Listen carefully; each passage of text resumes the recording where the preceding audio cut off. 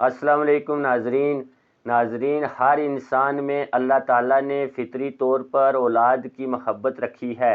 اور شادی کا بنیادی مقصد بھی افزائش نسل ہے، لیکن اولاد کے حاصل نہ ہونے کی صورت میں انسان کو ناشکری اور احساس کمتری میں مبتلا نہیں ہونا چاہیے،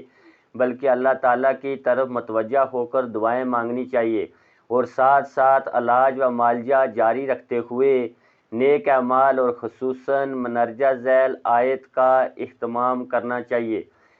سورہ الانبیاء کی آیت ربی لا تذرنی فردا وانت خیر الوارثین، ربی لا تذرنی فردا وانت خیر الوارثین، بے شک اللہ تعالیٰ ہی سب کا وارث ہے اور اللہ ہی سب کو پیدا کرنے والا ہے۔ ہر نماز کے بعد 7 مرتبہ پڑھیں، بکثرت استغفار پڑھا کریں۔ سورہ نوح میں حضرت نوح علیہ السلام فرماتے ہیں، میں نے اپنی قوم سے کہا کہ اپنے پروردگار سے مغفرت مانگو،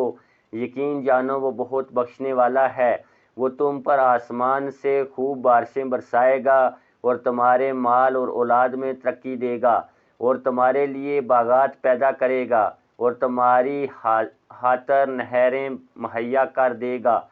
صلاۃ حاجت پڑھنے کا اہتمام کیا جائے۔ حدیث میں ہے، جس کسی کو کوئی حاجت درپیش ہو، چاہے وہ خدا سے یا لوگوں سے،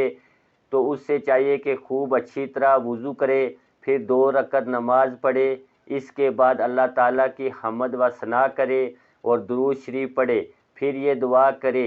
اپنی وسعت کے مطابق صدقہ دینے کا اہتمام کرے، کیونکہ صدقہ بلاؤں اور مصیبتوں کو ٹالتا ہے۔ حضرت ابن عمر رضی اللہ عنہ سے روایت ہے کہ رسول اللہ صلی اللہ علیہ وسلم نے ارشاد فرمایا،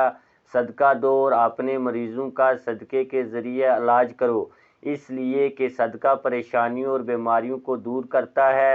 اور وہ تمہارے اعمال اور نیکیوں میں اضافے کا سبب ہے۔ السلام علیکم ورحمۃ اللہ وبرکاتہ۔